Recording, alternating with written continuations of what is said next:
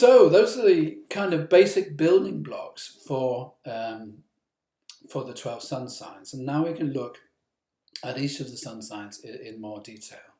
And we're going to start with the first sign, which is Aries. And Aries is a cardinal fire sign. In other words, it has this dynamic energy, cardinal, and this inspirational quality, fire. So Aries, generally speaking, they're really good at taking initiatives, and they're really natural leaders. And if you have the sun in Aries, you tend to have a very strong character, know exactly what you want to do, and you go for it. And a bit of competition is beautiful. Aries loves competition, and it loves to be challenged. But they would say about Aries that there's a tendency to be impulsive. Of course there is, because they're willing to take risks. And they can be provoked, yeah, because you don't want to get into a fight. They take it like competitively. When you're talking about being an Aries or being a Taurus or Gemini or any of the 12 signs, what you're really saying is that the sun is in this sign at the moment of birth. Now, the other planets can be in different signs. Mercury could be in Taurus, Venus could be in Gemini, Mars could be in another sign. And these are all going to change your character or modify your character to a certain extent. So being an Aries just means the sun is in Aries, but the sun is connected with your authentic being. So if you want success, you have to be authentic and go for what makes you whole. So an Aries, to have success, to have prosperity, to have abundance, must be in a position where they pretty much ruling their own life. They take their own initiatives, and they're not going to be that happy taking orders from other people. So they need the space, or else they need to take the space so that they can do what they want and work in situations where they get things started and then move on to the next situation. They should not, if you want success as an Aries, if you want prosperity, you have to move from one situation to the next, setting things in motion, moving on to the next thing and setting that in motion. Okay, so the next sign, change to, oh, sorry, I forgot to mention, I have a test just to check that you know your Aries qualities, a little quiz for you, and here's the quiz. Someone pushes ahead of you at the post office. You know the feeling. How do you feel about this if you're an Aries? So would you sort of internalize it and kick the dog when you got home? Would you kind of prod the person and say, hey, you were there first? Or would you politely ask the person if they're in a rush? And of course, if you might politely ask the person if you're a Libra, but an Aries is direct, so I think we'd be going for number 2 here. We'd say, hey, I'm first in the queue. You want to argue about that? They don't mind a bit of a confrontation. Yeah, the next sign, Taurus. So Taurus is an earth sign and it's a fixed sign, completely different qualities from Aries. So it's incredibly stable, fixed, and it's incredibly grounded, earth. So Taurus, they are very, very good at consolidating something and maintaining it, keeping things stable.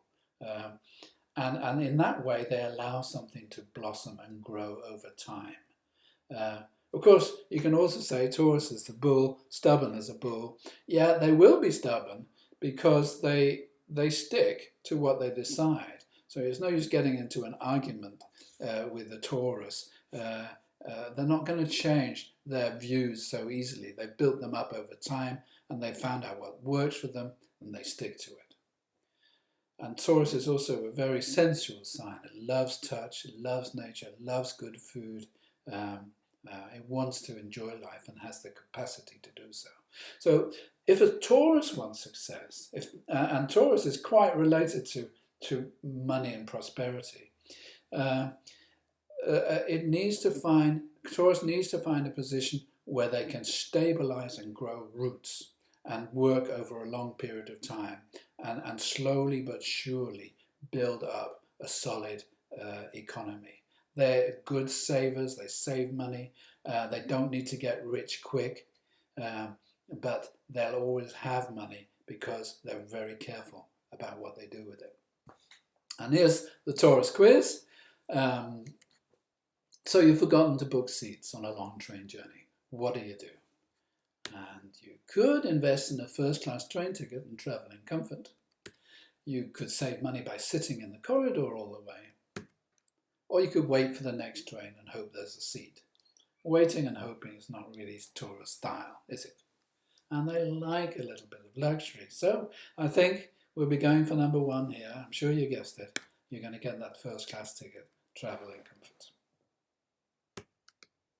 Gemini is an air sign and it's a mutable sign. So that's a very, very changeable combination.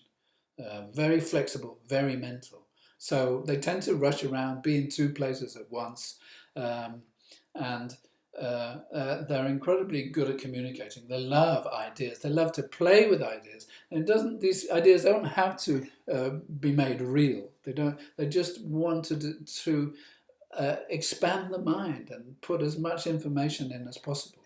So they love talking to people, love meeting people, love traveling, and of course there's complications with Gemini. There is an inner split. There's often a dilemma connected with their siblings, but generally they're kind of fun to be with, outgoing and sociable. So if a Gemini would probably have success if they had more time to move from one job to another. They need to be in a position where they're on the phone, where they're meeting people, whether they're playing with ideas, teaching, and this way they're going to get success. They don't want to be held down, and they mustn't be put in a situation where the same thing happens every day, which Taurus could easily handle. They need change, interaction with people, communication, and to play with ideas. That way they'll have an authentic life and reach prosperity and success. So here's the Gemini test. Your partner arranges a holiday with a friend. The partner's going on holiday with a friend. How do you react? You break down and ask if your partner still loves you. You approve, but you insist that your partner telephones you regularly and sends a postcard. You hire a private detective to check on your partner. Well, you're not a Scorpio here, so you're not going to do number 3. And Geminis are not very emotional, so forget about number 1. No, they don't mind. They're open. They trust, or they